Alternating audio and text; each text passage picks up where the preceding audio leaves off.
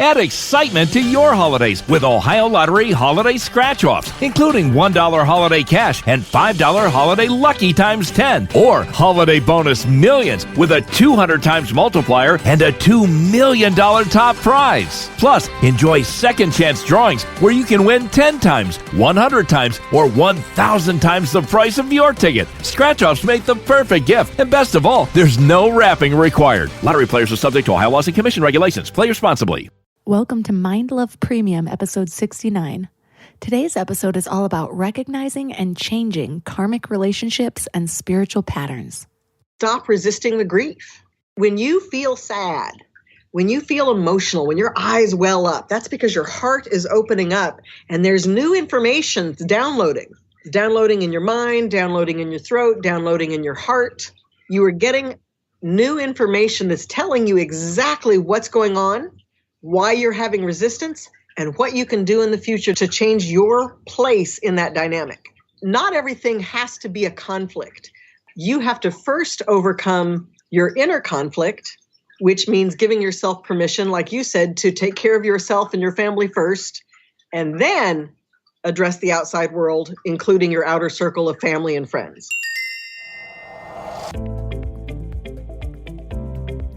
Karma is a bitch.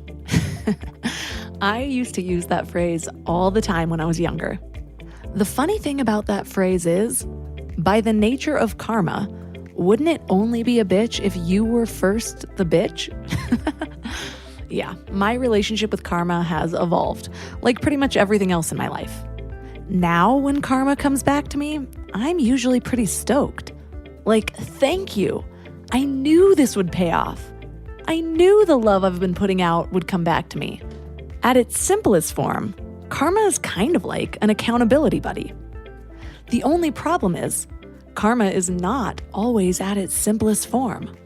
So let me explain. So we tend to think of karma like what we put out comes back to us, right? And that's true. It gets a little more complicated when we consider that the karma we're working with may not have originated in this lifetime. You could be working with karma from a past life or even a parallel life. When I was first learning about karma, I remember thinking, I wonder if this is just extra complicated so we don't catch on that it's bullshit. Yeah, I've always been the most enthusiastic, all-in skeptic I've ever known. But as with anything, when you start to see how it plays out in your life, it's kind of hard to write off, right? Here's how I understand it now. Yes, what you put out comes back to you. And your soul came here for specific lessons, so karma can also appear in your life through spiritual patterns or imprints that guide you throughout your life, if you allow them to. So what does it mean to allow your karma to work through you? This is the simple part. Stop resisting and be open to its guidance. Well, I guess it sounds simple, but is it easy? Not really. Most people go through life just thinking that bad things happen to good people without ever really challenging that idea. Challenging an idea doesn't mean just negating it. It's more about bringing more awareness to an idea in order to find the deeper meaning behind it. You can look at this like bad things happen to good people because the universe is completely random and that's how the cards fell. Or you can look at it like bad things happen to good people in order to strengthen them and guide their highest purpose. Because the universe is not random, everything is connected, and it's all part of the divine design. Whichever of those two perspectives that you choose to take, I can almost guarantee you that your life will reflect that belief. I've been thinking about karma even more often since I had a baby, because now my karma doesn't just affect me, it affects my little one. Yep, there is family karma too, which is passed from one generation to another. I can practically hear you listening to this and thinking, okay, Melissa, now you've gone too far, so I'm responsible for all the bad crap that my mom and dad did too? Not exactly.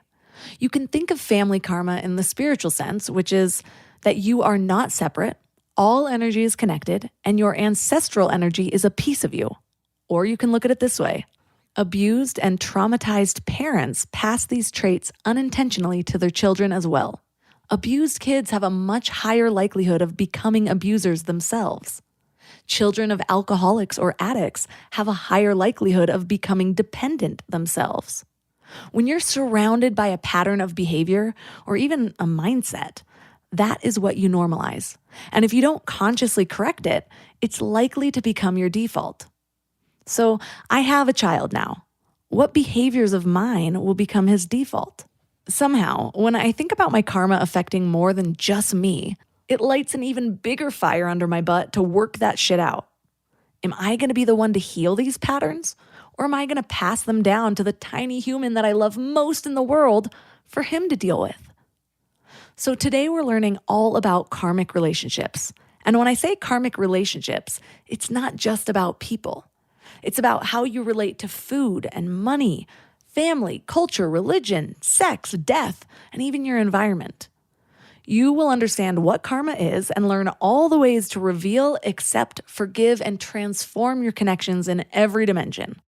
Our guest is Tracee Dunblazier. She's a Los Angeles-based spiritual empath, shaman, and 20-time national award-winning author. She's a certified grief counselor and multisensitive, and she's helped thousands of people achieve deep healing, success, and peace. She's also the president of the Coalition of Visionary Resources, which is the trade organization for the whole mind-body-spirit industry. So 3 key things we will learn are how to recognize your karmic relationships and spiritual patterns, and how to use them to your benefit or change what no longer serves you, how to experience a quantum shift by starting at the lowest common denominator, and how to accept others as they are, release shame, and find tolerance. Before we go deep today, I want to give you a little gift, and I want to give it to you every single day. It's called the Morning Mind Love. I know how life can be. You're all fired up after an inspiring episode, and then a new day or a new challenge comes at you, and it's just hard to keep up that energy. Well, the Morning Mind Love is kind of like an oracle from your higher self to help you start each day with a positive focus. Plus, when you sign up, you get 2 free gifts, a 30-minute binaural meditation and 30 days of journaling prompts to help you remember who you truly are. And it's all completely free.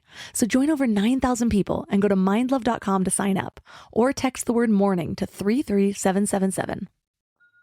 And now let's welcome Tracee Dunblazier to the show. Thank you. It's really wonderful to be here. So what led you to your research on karmic relationships specifically? Well, that's a wonderful question.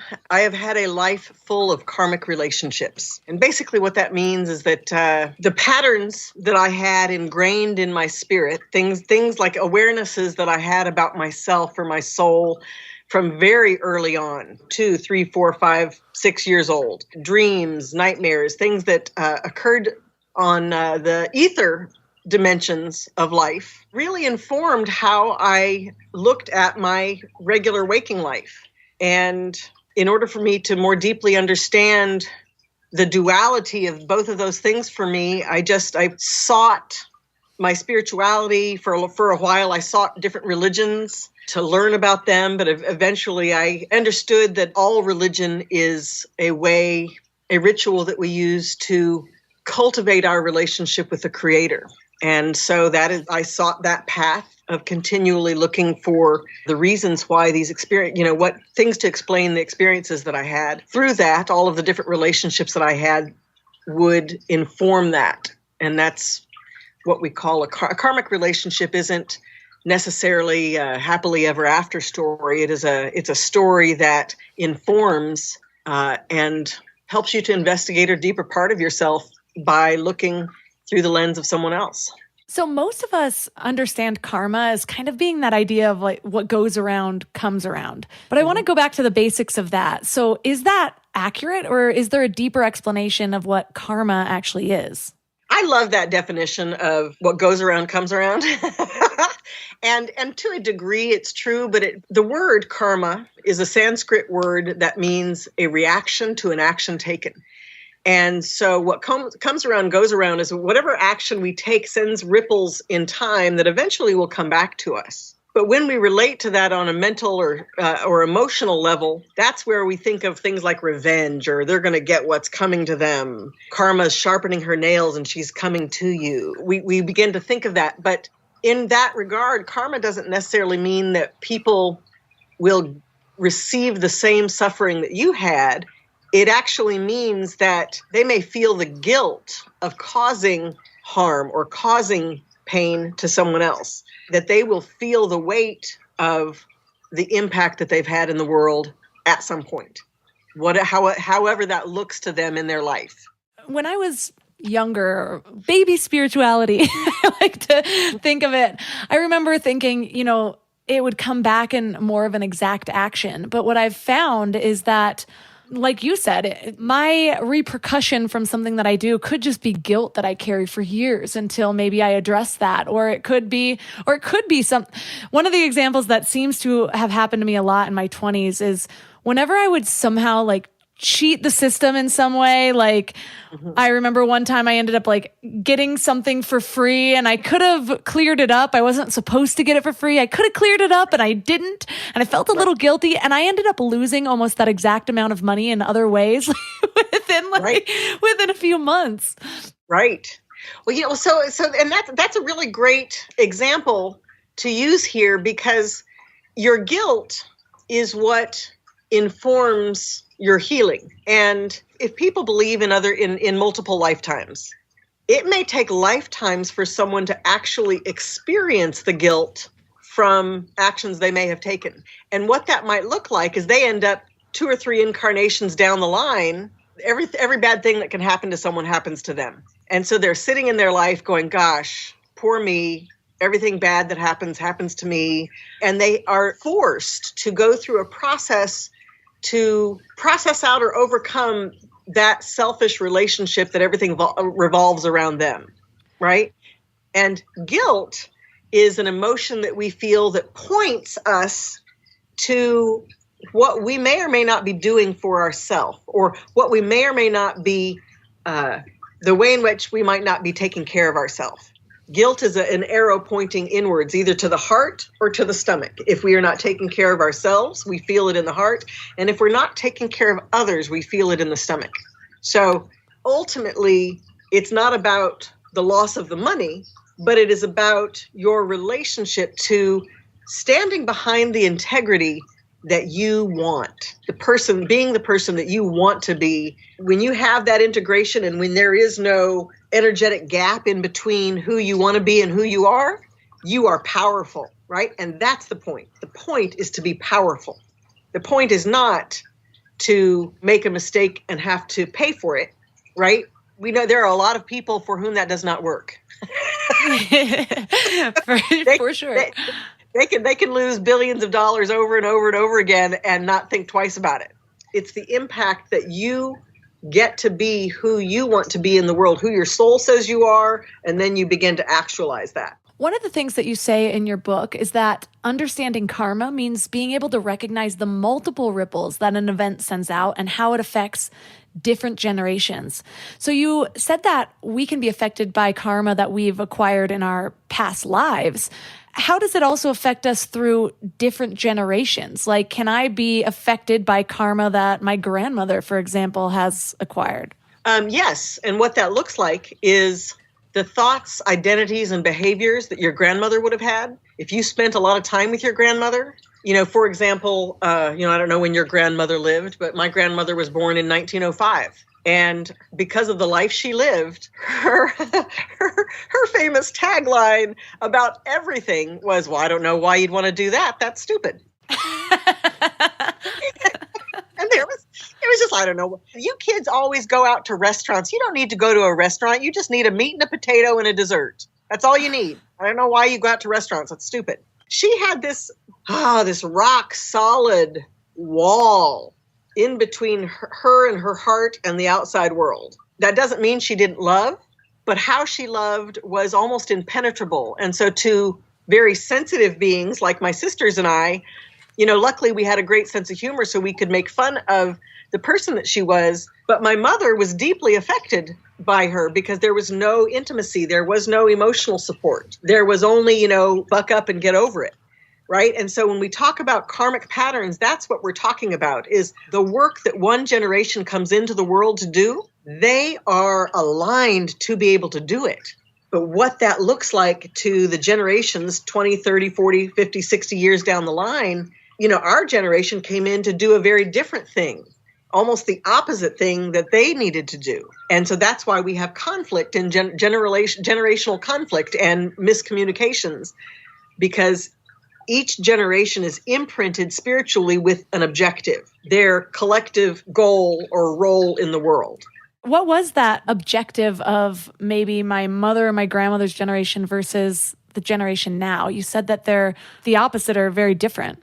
Earlier, like the greatest generation, they grew up in the Depression and wartime. That was the height of their human life, right? I mean, even back then, the life expectancy was in the late 40s, early 50s, right? And it's gotten bigger and bigger, but longer and longer. But they didn't have time to be emotional. They were builders. They were industrialists, right? So they came to build a world. We, however, are born to be empathic and to reconnect with the world with the aspects it's lost, reconnect it with its soul and with the environment and our relationship to the creator, just as a person, like despite religion, our daily relationship to the natural world. And the way we do that as a people, as the collective, is through empathy. So they were born not to feel, and we were born to feel so completely that we cannot overlook certain things or certain behavior to reconcile. That makes a lot of sense. And it's funny we're having this conversation. I am currently in the middle of a generational conflict. I have a new baby. He's 9 months old. And as any new mom might know, the older people in the family like to exert their will on why every single thing you're doing is wrong. I was actually processing this morning, most of the weekend. And it's interesting because some of the things that are coming up now, I'm like, has it always been this bad? Is there something about the birth of my baby that spiraled this? And I think what I'm finding out is actually it's highlighting things for me. And if I really look back, it has been like this most of my life. It's just, I've made excuses for it. It was all I knew. I was an only child. Like there was a lot of different things. And so now I'm understanding that I have my own family and I'm not willing to bend on certain things. And so I'm setting boundaries that I've never really set before. And so I look at this like I do trust that everything that happens is for my highest good. And so that means now is the time for me to work on really enforcing my boundaries, being less affected by the emotions of other people, this sounds kind of bad, but being less concerned with if everyone around me is okay, if it's at the expense of if I'm okay and if my family's okay. And so I'm dealing with these things, but it's also making me realize these layers of patterns that I've had. And I have been able to see patterns on both sides of my family, my mom's side and my dad's side, for quite a while. But now it's like new layers are being revealed as time goes on. And maybe it's that I'm ready to now address that next layer.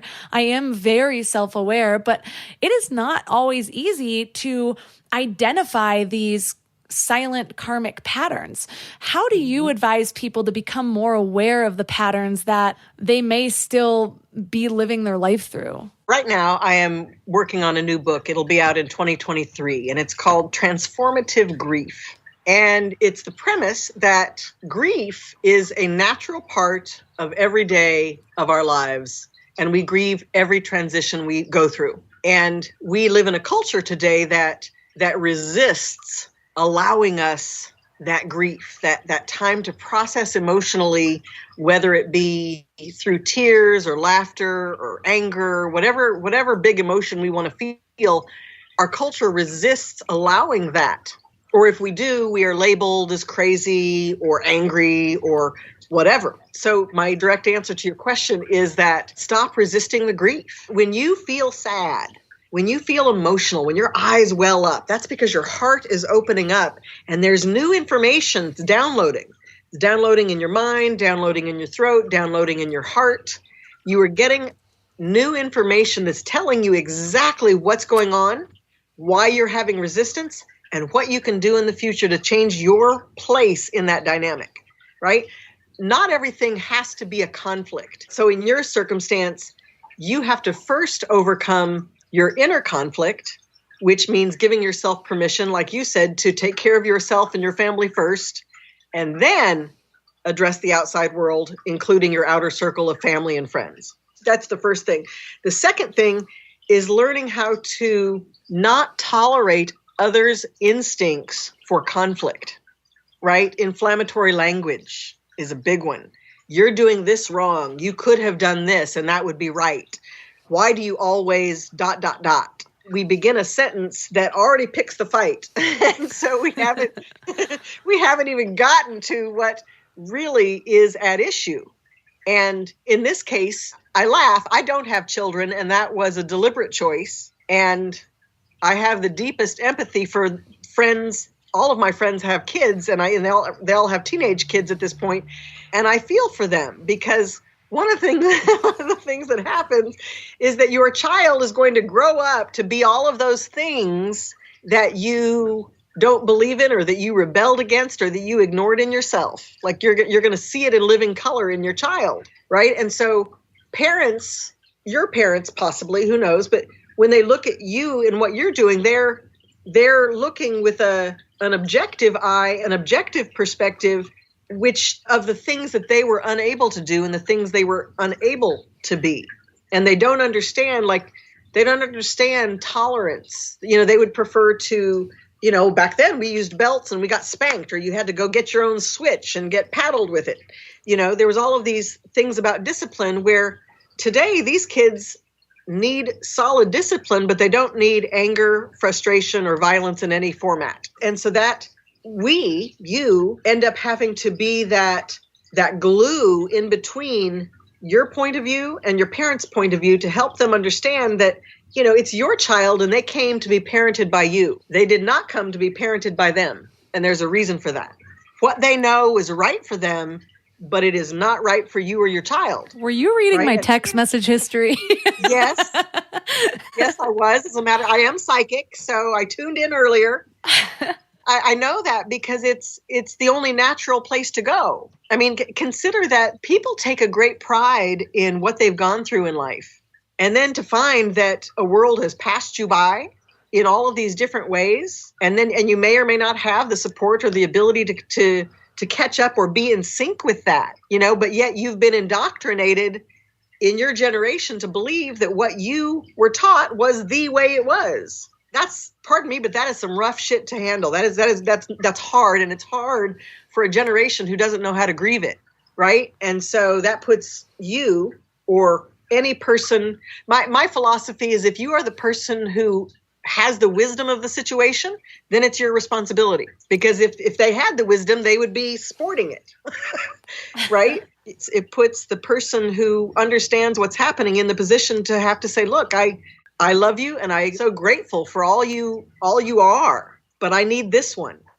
And if you want to know why, I'd be happy to spend time and share it with you. But refuse the need to be in conflict or to struggle with them. What they want is to be acknowledged for who they are. And in any situation you can do both. And I don't know why I went to a You know why. Something inside you knows why. Yeah, the last 2 years has been especially enlightening in a lot of different ways for me. And I've been on this journey for like 15 years now. So it's like a new level of spirituality, a new level of self-development, a new level of just self-reflection and actually being able to see my own patterns, the things that I can show up better as. What I found, especially in this last few years, is that it feels like there's some cracking open and people are going in two very separate directions. And I'm going one way and I'm finding my people that are going that way also. But it's interesting because especially in the last actually it might be since I've had my baby, I have been having these almost realizations that are so deep that it feels like I'm like tripping on mushrooms or something. Like, especially when I'm like breastfeeding my baby and I will see something for what it is. And it's almost like an out of body experience. And I can see all these layers and it's a lot for me. Like, I'm like, do I need do other people get on anxiety medication when this happens? I'm not willing to do that. What do I do instead? Maybe this is like a deeper level of spirituality that I'm just understanding and it's just overwhelming for me. So that's what I've been handling. And also, you talk about that gap from where you are and who you want to be. And so in those moments, I might see it very clearly.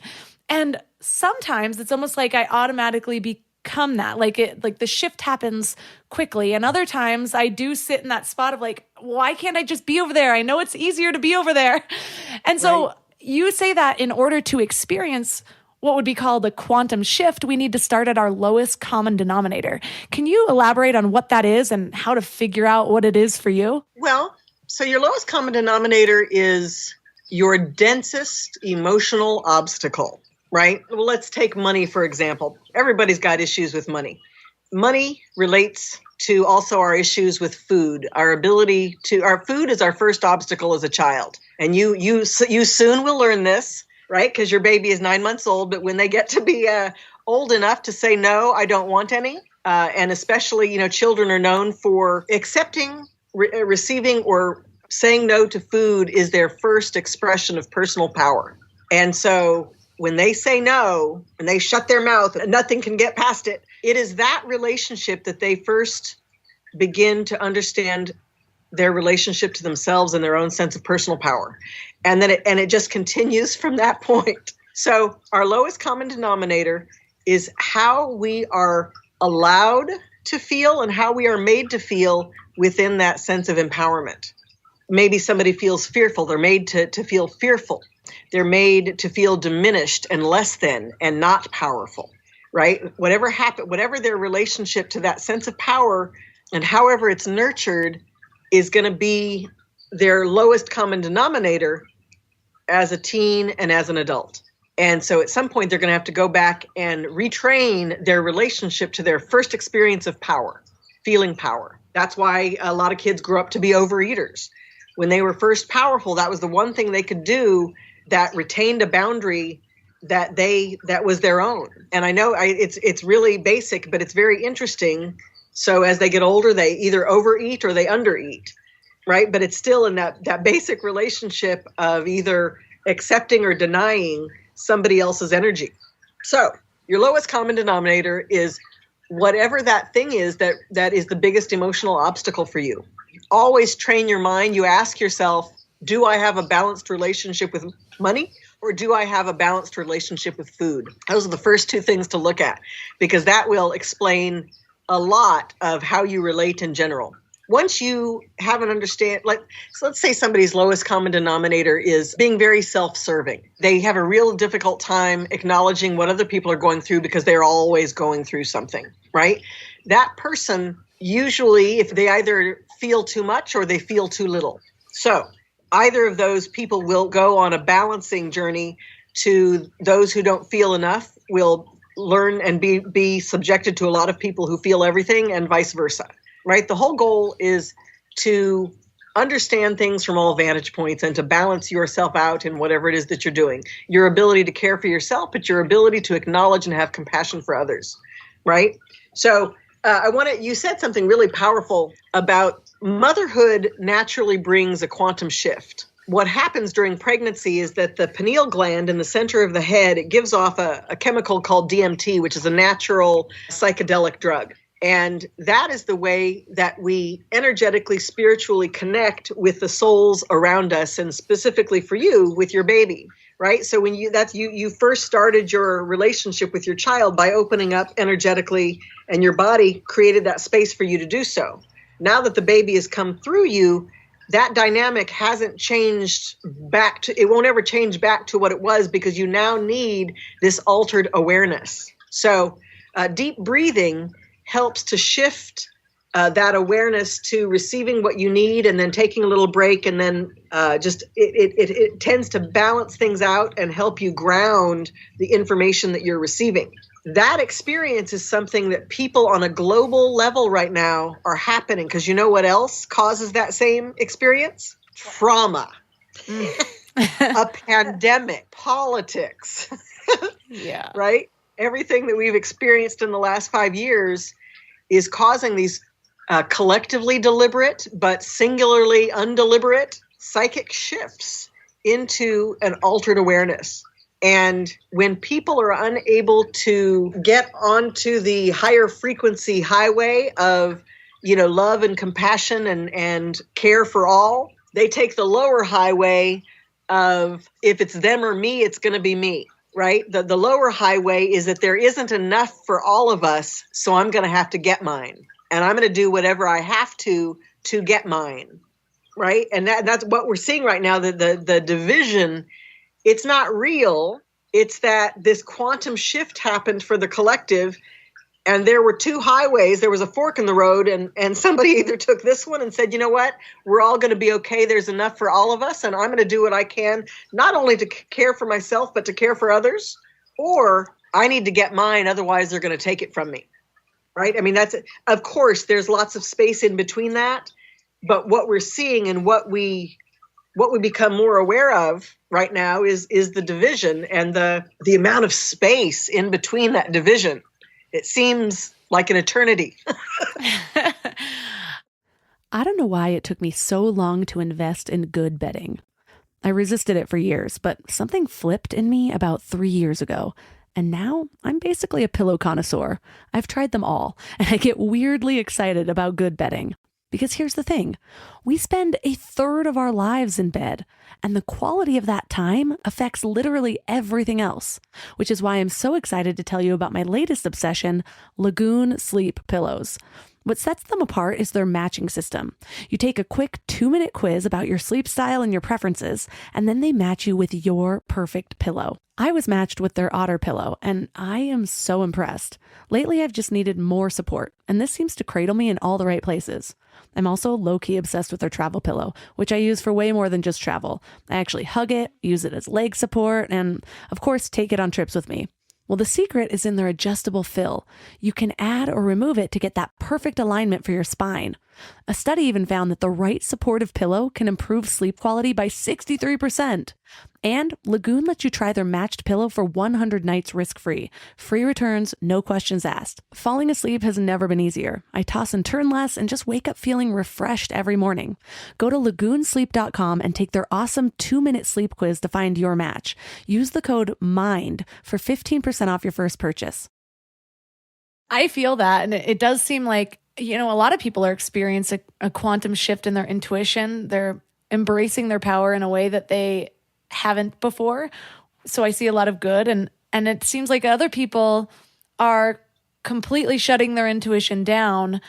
If they had it at all, maybe it's more that they weren't connected to that, so they don't feel what that is, and it might feel scary, and so it's easier to just numb. It reminds me of my 20s when, I did experience certain real life traumas, and so I spent the next 10 years numbing it all out. And so then now, understanding that I'm an empath, and then, some of the things that are being revealed to me or that I'm opening, maybe just allowing myself to finally be open to, it feels like when I was a teenager and going through my first breakup, or like these raw things where it's like such a big thing, and I'm having to have grace with myself because I'm like, you've been on this journey for a while, but there are some things that you are still new to.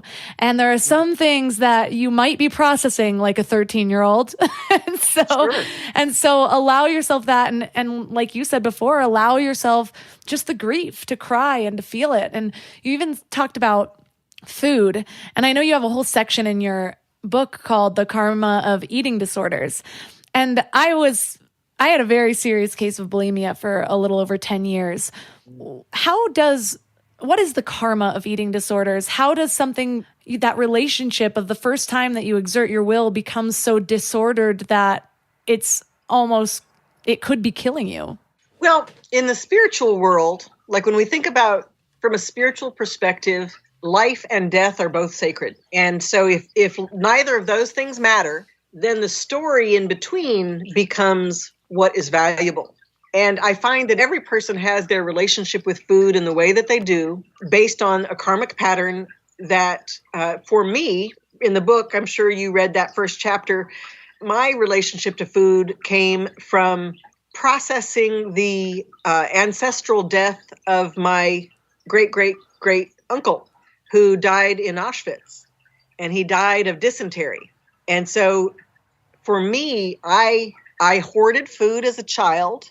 No reason for that, you know what I mean? But and I found a friend who lived up the street, and she and I would go and raid our refrigerators, and then we'd meet back behind the shrubs and show like I got cornbread today, and I got the saltines, and like I mean, when I think of it, it was so real and so important back then. And now I'm going, what the heck was that? That was so ridiculous. But it was fulfilling. And one of the things that I've had to overcome in my relationship to food is to be at peace with having that light space, having that empty feeling. I don't have to be full all the time. I'm not going to die that way. Like it came to once I understood where this pattern was generated from, or what I was still putting out into my world, which was a fear of at some point not having enough. It wasn't me having mastery over my body. It was me not being able to control the world outside of me should some big, ugly situation happen and I am prevented from eating. Right? I mean, see, that's not even rational thinking, but that's the reason why most of us don't ever really address, when you're talking about an actual eating disorder, anorexia, or you just said your bulimia. Thank you. Both of those are caused by spiritual patterns that you've got to address the spiritual pattern that is underneath it. Sometimes I've seen people carry spirits that have issues or that died in a fearful or terror-related way. And so the person relates that mastery of eating food or denying food to help them overcome the anxiety of this spirit that they're carrying. Right? But no matter what the circumstances is, you're going to find the patterns are usually related to what's going on spiritually for you, energetically for you. Once you admit or acknowledge that realm of something, it releases you from that emotion or feeling that tells you you must continue this negative behavior, right? Meaning, because you were saying, how does somebody overcome wanting to throw up their food, once they've eaten a good meal? How do you stop that? It becomes a reflex. And once you get to the origin of the spiritual pattern, just that knowledge, it shifts the intensity of the pattern at hand. Once that shift has taken place, then there's a little more freedom to exert your own sense of mastery and choice and retrain the body to do what you need it to do. We can feel like doing something, but retrain our body not to do it anymore. Athletes do it all the time. I have been healing my eating disorder for almost as long as I had it now.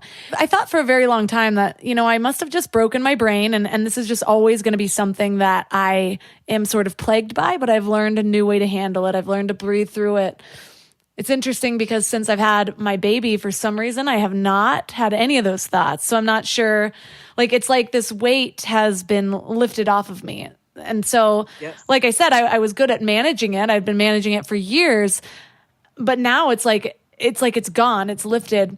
And at the same time, I've also been willing to address a lot of other behaviors. When I had my baby, I could see him watching me. And so maybe my nightly glass of wine, all of a sudden I'm like, I know a lot of people in my family have drinking issues. I know I used to drink a ton and I've just been, I've been managing the behavior again, but making excuses for the part that still was there. And I'm like, maybe I should just let it go. So I let that go a few months ago. I've been managing my phone stuff. And it's like the more that I'm willing to actually see things for what they are, instead of just be like, no, it was never that bad. Or no, even if I thought that if I changed the behavior that I could still keep the same excuses, if that made sense for the old behavior, or even for the new behavior. And so now I'm just like, no, that was disordered. Why not just cut it out? What am I holding on to? And so since I've been doing that, though, it's like things are being revealed to me even faster. And then that means also friction with other people that maybe I'm growing energetically apart from have been more obvious. And this episode is kind of like my personal therapy session right now, but I just feel like it's so good. And I know so many of my listeners have eating issues and I just like to lay out my life on the table. So if it resonates, it resonates. So here's my shit. You can sit in it with me. But when we're looking at all that ancestral stuff, sometimes it's like I feel like I need to know exactly where it came from in order to address it. But what I'm finding that it's not necessarily that. I just need to acknowledge that there's some sort of disorder there, that there's some pattern there. I don't necessarily need to know, it was this comment that happened when you were 4. You know what I mean? And so How does that play into it? It's interesting. So both things are true. So you do have to start anywhere. You do have to make a choice outside of the pattern, no matter how comfortable or not that is. The interesting, like your child must be a very powerful child. And often this happens where a child will come into the lives of the parents and it will bring what it has to offer to the world, to you. And its presence in your life, this energetic pattern your child is resonating, what's the word I want, vibrating out into the world, is requiring these changes of you. It's your drinking has changed from needing to drink to wanting to drink to just wanting to drink because you can drink to, well, I really only want to drink and really enjoy a drink if I want to do that. I don't want to have to do it. Yeah. Right? You're shifting your consciousness into, I'm only going to do things that truly bring me pleasure. And you know what? Right now, this doesn't. So I don't have to do it. It's not, I don't have to do it and I don't have to not do it.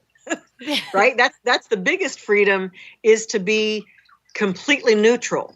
We call that being at 0 point, coming back to a place where you're starting fresh and new, but there is no attachment to moving forward with something or leaving it alone completely, right?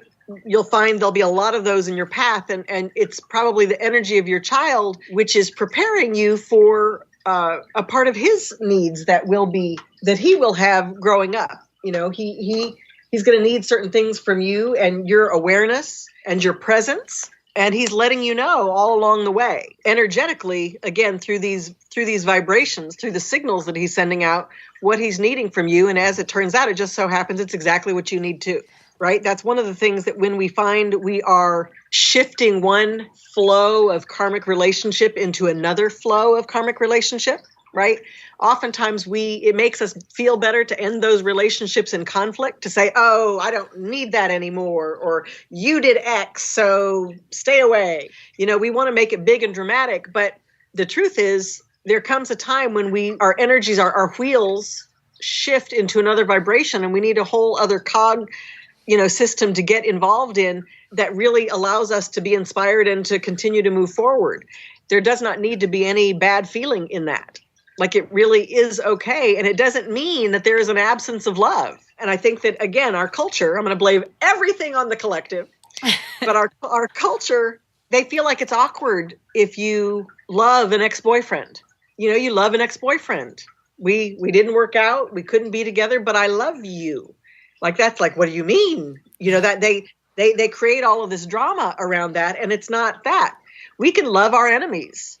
We can love people who don't do well for themselves or others. We can love those people. And loving them doesn't mean tolerating their bad behavior. You cannot tolerate somebody's bad behavior and love them all at the same time, right? And if anything, it actually makes your unwillingness to continue to allow them to be how they are in your presence much more powerful and definitive in the energetic boundary you set, because you're saying, I'm inviting you in. You just have to wear this cloak to get in. You've got to change this thing. You've got to be who I need you to be in. And if you can't do that, I respect that. But the door doesn't open to you unless you do. Does that make sense? Yeah. And I think that like I said, we have a tendency to want to create conflict and struggle in everything that we do as a part of the transition, rather than just grieving the transition. I find that this is something I've gotten a lot better at. And I like that you say grieving the transition. I've gone through this in so many different parts of my life. It's like I'll make changes in my life, but then I'll walk by a patio where 20-somethings are roséing all day. And I'm like, oh, kind of grieving my old self. That was fun. But it was fun when I didn't have thoughts about it. And now I'm like, that's not my version of fun anymore. I miss when that felt fun type thing. Right. And then as I'm moving through, I've been just having a lot of changes, where I'm like, I don't want to pass this down to my child. I feel like I can see clearly this has been passed down for so many generations, so it's my turn. At the same time, that's lonely, being the change maker in your family. And I get people reaching out to me all the time, like, oh my gosh, I'm the only person in my family that feels this way or that like believes I have the power to change my life. Like it can be anything from that to whatever they are awakened to, and they seem to see clearly that everyone else in their family is blinded by. So when you are that person, how do you process that for yourself? Because sometimes it is sad where you're like, why didn't anyone think of this to give to me? I know they didn't know better. And so then you're like talking back and forth with that, but you have to find a support system elsewhere. What is your process for being that catalyst in maybe a sea of people who don't see what you see? Well, it's really powerful. Earlier, we mentioned inflammatory language.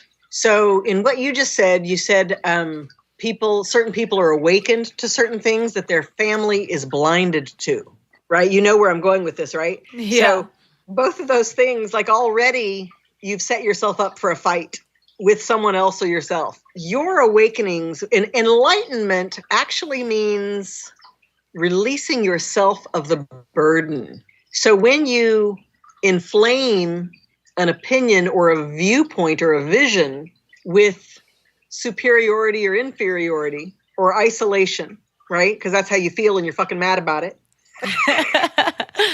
Right? That's what we do. What we tend to do is we want to see that fight or conflict embodied somewhere. But actual enlightenment, awakenings lead us to enlightenment. And enlightenment is releasing the burden. Your child came in and you said that burden you had, that you had suffered with all this time, it was gone. Because you released it, there was no need to further carry it until now. Yes. Is that right? Did I say that right? You got to the point at which you could release it. You no longer had a need for it. And you needed that space for something else. So when you feel isolated in a situation, there is the black side, the white side, and all the gray in the middle. Right? That we always find ourselves like in the yin and yang, there is the duality of life. And you're going to find peace when you can find your way to the compassionate part of the middle. Your goal, we want to love people. And if we are in a family where their belief system, like I have a personal experience, I can't even say any more than that because I shouldn't, but where I have a family member that makes it really hard to love them. Really hard to love them. I want to love them. Why won't you let me love you? And I've actually had that argument at a time or two. And then finally I had to say, wait, me expressing love the way that I want to express love is not love to that person. And so I'm not loving them if I'm trying to exert my will, right? Which really is what it is. It's not just me loving them. It's me wanting to offer this thing that they don't want. So, and that is the thing that I think is at the crux of what you spoke about. People have their own divine wisdom, even if they seem dumber than a doornail. Even if they have the lowest viewpoint, and by low, I mean dense and unmoving and exclusive, right? Because to be loving, compassionate, and in flow means you are inclusive. You include everyone in your viewpoint of the world, right? So the opposite of that is to be exclusive and exclude everyone but you and the people you pick around you, right? And that creates this aura of superiority, which is not ever true, right? So when that dynamic happens, if somebody doesn't want you to be in their club, you don't want to be in their club. You don't want to, right? That means that their karma is for them to live out fully in and of themselves. And the truth is, because spiritually speaking, we are all guided to expand and grow and include. That is the natural way of the universe. And that's true for all of us. Those people are going to get what they need when they need it and how they need it, but not from you. And that can be the way that you love them. And when you can accept that is the way you love them by empowering them to be whatever you see them to be, that's what they should be. That is just as divine as what you are. It allows you to be free to move forward, doing whatever you need, and not have to bring them along with you. That's the one thing I think in my family. I early on, I got saved in the Christian church because my dad was an atheist and he was dying, and I was the only one that knew it at the time. And I thought, I don't want him to burn in hell. I'm not ready for that. And so I got saved, but eventually, I learned that's how human beings have interpreted the process, but that's not what it is fully. So my father is in heaven enjoying himself, and I'm at peace here. And Christ is fabulous wherever he is. It's funny you ended on that. That is another source of conflict. I was raised very Christian, and so it's something that I've moved away from. And I appreciate so much of what you said, because it reminds me of, I used to be really hard on my younger self because I had like all this potential, and then I just sunk to the bottom. And then I spent another decade trying to climb out of my rock bottom. And I used to think, why was she so stupid? You know, she was smart and then she got stupid. What happened? And then I realized, though, at some point that, yes, that person made a lot of mistakes, but it was also that person that made the choice to start the process of becoming who I am now. And that is even harder than whatever I have to deal with now, because I had everything ahead of me. And so in the same way where it can be easy to look at family members, and I only mentioned that kind of awakened versus not, because I've had a lot of conversations in my Instagram DMs about this. People are like, oh my God, there's no one around me. And those are the words that keep coming up. And I felt them too. So I'm not letting myself off the hook. But to see that in some way, whether or not I wasn't born into some spiritual family that helped me gain access to my intuition at the age of 5 and whatever, in those ways, sometimes I see that and I'm like, oh, this is what envy feels like. but in the same way, my soul chose that, and I have to trust that. Absolutely. And I need to say that my parents and my family are all very great. These are just specific conflicts. I'm not saying I was born to trauma, whatever. These are just little specific conflicts that are coming up.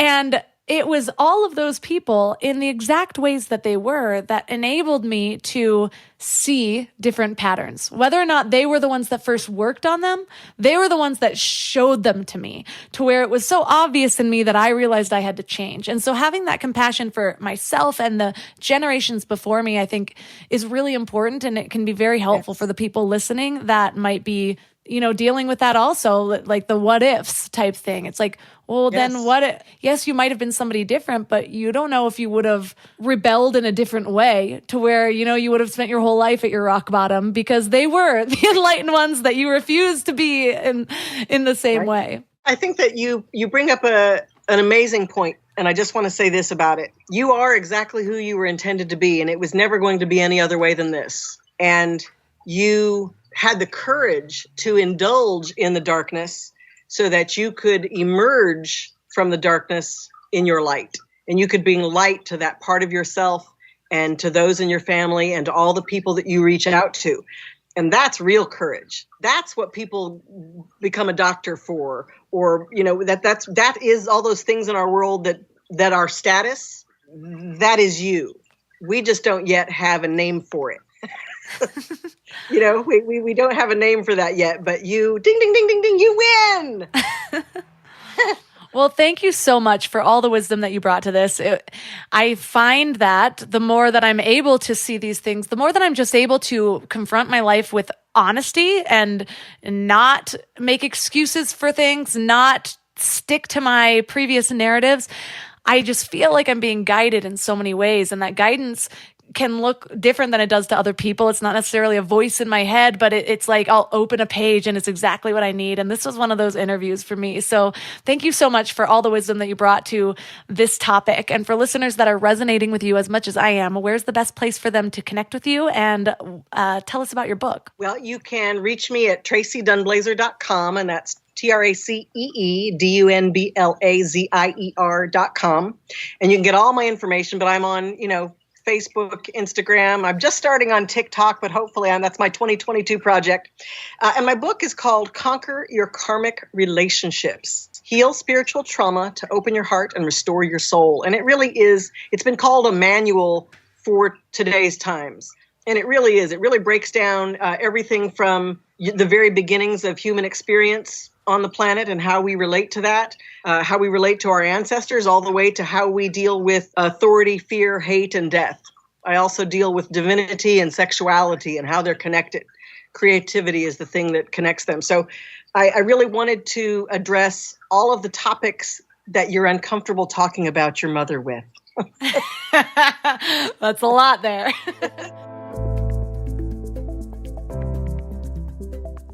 All the links for this episode will be at mindlove.com/X69. Your challenge for this week is to start identifying some of your karmic patterns. You can look at this like behavioral patterns that have maybe stuck with you your entire life, or even behavioral patterns that have passed down through family members that maybe you just thought was genetic, when really the genetic part of it is the behaviors and watching the patterns and being exposed to the patterns and thinking those patterns are normal. This is actually a big reason why I stopped drinking this last year. I am just a little bit over 5 months sober, which is exciting for me. I never got to the point of full-blown alcoholic or anything, but I could definitely feel myself wanting that nightly glass of wine at 5, moving it earlier and earlier during the pandemic. My father was actually sober when I was young. So he was actually one of the first to want to break this pattern in my family. Unfortunately, he died when I was 19, right around the time that I began drinking. Well, drinking regularly. So he wasn't there to share his wisdom about what he learned over time. And I didn't really ask about that kind of thing when I was really young. My dad's dad was an alcoholic. There are many heavy drinkers on my mom's side, some who have gone through the program and have gotten sober themselves. My stepdad is Italian, so wine for dinner is definitely the norm. So I had to basically confront all of these patterns and ask myself, is this something that I want Bravery, my little one, to normalize as well? And on his 6-month birthday, I decided I'm not drinking today, and I don't think I'm going to drink moving forward. So that's how I came to recognize that karmic pattern and make the choice for myself. And part of me was even sort of touched by the idea that my dad was the first one to try to break this. I wonder what he would think looking down, watching me drinking regularly and watching all of the hard work he put in be for nothing. Maybe that's not how it works, but that is what worked for me, and that is really all that matters. So I want to know what you're working on. Is it something that you've just noticed in your lifetime? Or is it something that a lot of people in your family struggle with? And what are you going to do to address that? You don't need to have the answer by the end of this week, but just that awareness will help you to make the change in the future. Now, I will tell you, I had this awareness over alcohol years ago. I had an idea that maybe one day I'll stop drinking years ago. And that's okay that I wasn't ready when I first had that thought, because it was the awareness that allowed me to continue to gather evidence in my life for whether or not I was going to break up with alcohol for good. So use the awareness as just your starting point. It's your willingness or allowance of allowing more information to flow to you to help you make the decision that's right for you. And let me know how it goes. Reach out to me. Email, Instagram, all the ways. Frankly, I'm spending less time on social. I go through spurts, so you can still get a hold of me there, but I am now spending more time figuring out the content I want to create for my premium members as well as upcoming courses. So I may not be as accessible on the socials, but I do love when you screenshot these episodes that meant a lot to you and tag me in them. Mind Love Melissa and Mind Love Podcast. So I look forward to seeing what you all share, and that's all for today. So thanks for giving your mind a little love today, and I'll see you next time.